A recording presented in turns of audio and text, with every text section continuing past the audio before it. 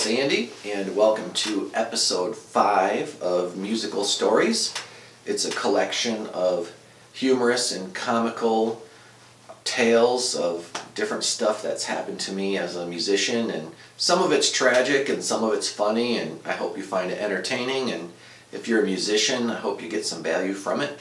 If something similar has happened to you, comment below. So today's issue is about my student David, we'll call him. And I think this episode should be titled Music for Vacuuming.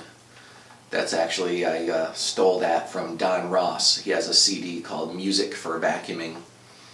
But anyway, you'll see why in a minute. Anyway, this story goes, so I was teaching lessons at a music store.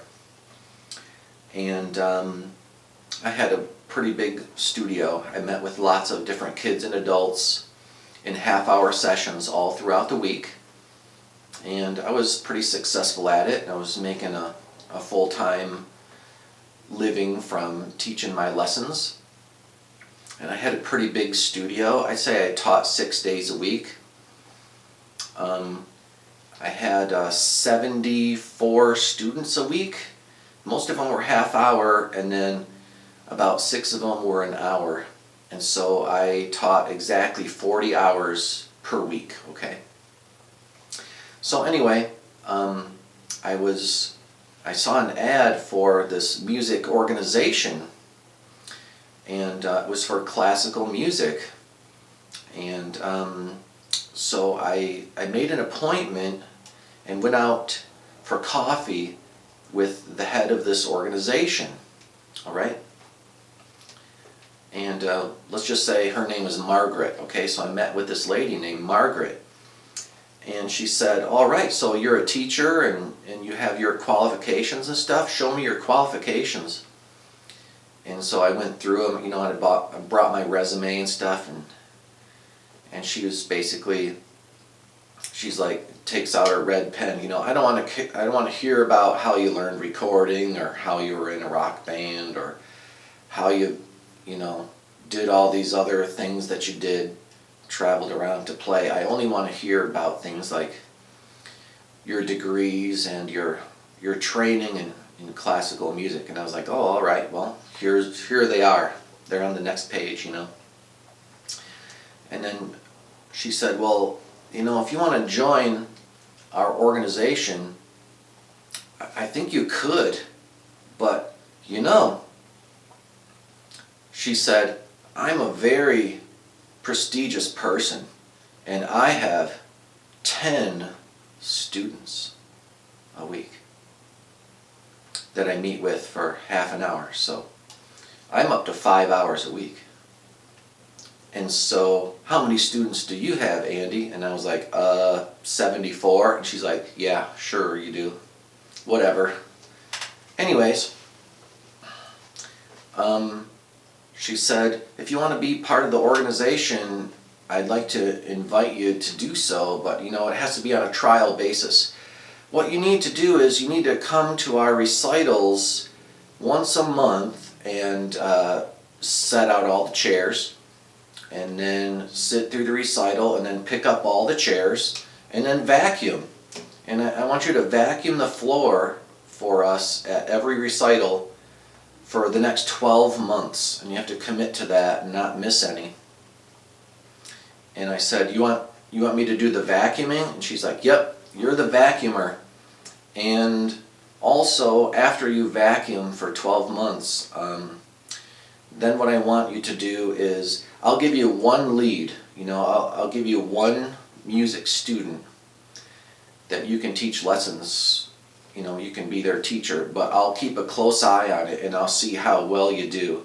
And if that student progresses, then that's great. And if they don't, then I'll take that student back. But you'll have that one student for it's another commitment of 12 months, okay?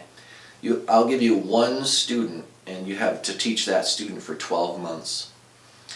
And so, you know, at the end of 24 months, we'll see how that one student's doing, and if they did good and you know, made all your appointments and, you know, wore your good shirt or whatever, then maybe we can talk about how to move forward. And So I basically responded, so if I vacuum for a year and then teach one student for a year, then we can talk about how maybe I can finally join the organization. And she said, yes, that's exactly right.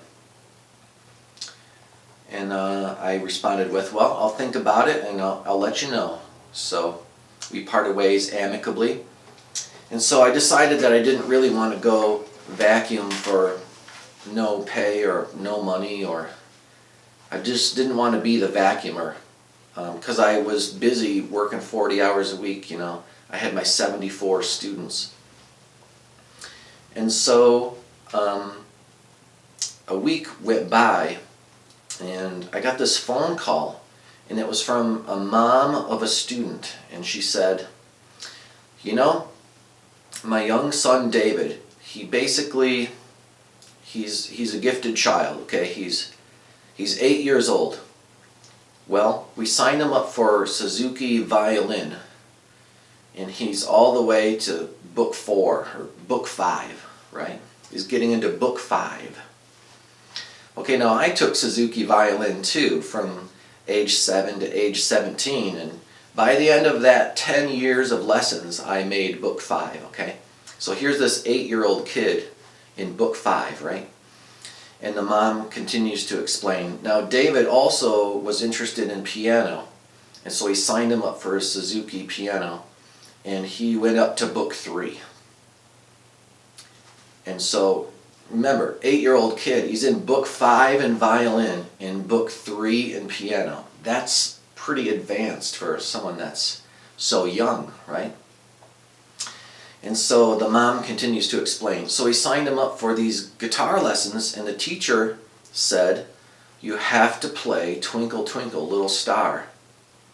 And I will not teach you anything until you play that all the way through perfectly for me. And the kid was like, well, you know what, I really kind of want to learn Vivaldi's Concerto in A minor. And she's like, nope, you have to learn Twinkle Twinkle Little Star. And he just cried, you know, because he didn't want to play it. And so they ended the lesson early, and the mom was telling me the story of how they went to their second lesson, and the only thing that he was allowed to play or practice or study was Twinkle Little Star. And so the kid just he was like, can't I learn, you know, this other piece, or can I learn these other things? No. And so the kid just cried and didn't want to be there, and so they left early but still had to pay for the whole time, but he was just too upset to play. And so they went to a third lesson, and they went to a fourth lesson, and finally by the fourth lesson the mom was like, you know, my son hates being here and doesn't have a good time. It's only Twinkle Little Star. He doesn't want to play it. I take him from here to his violin lesson where he's playing Vivaldi's Concerto in A minor. Can't you show him something else? Nope. Nope, he has to learn Twinkle. Otherwise, I won't show him anything else. And so the mom said, well, we quit because this is a real bummer. I'm sad we wasted our money on it. And so the mom called me telling me the story, you know, and she was like, I would like to have my kid learn this advanced material on this instrument, but we don't want to learn Twinkle Little Star. Can't you start him a little further ahead? And I said, you know, I'd be glad to take him on as a student and show him stuff, so why don't you come take a lesson with me and we'll see where he's at. And the kid comes to lessons, and I was like, so you're playing book 5 in that method series? Yep. Okay, well, what's your favorite piece? Well, I like that one that goes da da da da da da da da da da da da, you know, that orchestra piece. Great. How do you think it goes on your guitar? Well, I don't know. I've never played guitar. Okay, well, you know, violin has an E string, and guitar has an E string. And so, you know, on violin, finger 1 goes here, and finger 2 goes here, and finger 3 goes here. And he was like, oh, so finger 4 must go here, and if I want to shift to 3rd position, that'd be the 7th fret. And I was like, yeah. He's like, oh, okay. And he proceeds to play Vivaldi's Concerto in A minor from beginning to end, non-stop, by ear, just because he remembered what it sounded like. This was his first guitar lesson. He was 8 years old. And so I just looked up at the mom, and the mom just looked at me like, I've never heard this before. I don't know how he knows how to do that. And I was like, how did you learn that? Well, I just remember how it sounded. And so I was like, can you do this? Can you do this? And we just went forward, you know. And after a couple weeks of lessons, I showed him how to play scales in every key. I showed him how to play chords. And then we started to do things like I would turn around backwards and I would play a chord, and he would have to try to improvise a solo over the top and know what key it was in, but just by ear without looking at my fingers. And then once he would get it, then I would shift and I would modulate. I would change keys. I'd throw a different chord out at him. Okay, now where am I now? And just by ear, he would just kind of shuffle around. He would just kind of hunt around. And then he would find it, and then he would start playing. And so he learned all his major scales. He learned all his minor scales. He could play them with music, just with me with my back turned, right? He would just play along. It was all completely by ear. And then I showed him the modes. We talked about the modes. We did harmonic minor. We did all these different scales. And then I would turn my back and I would start playing chords. And he would just, you know, he would say, oh, Andy, you're in C Lydian. And then he would just start playing. And so he did all that stuff by ear. But anyway, the mom was so happy and so impressed that she told all her friends about, my son is this wonderful new guitar teacher, you know, he's just really blossoming.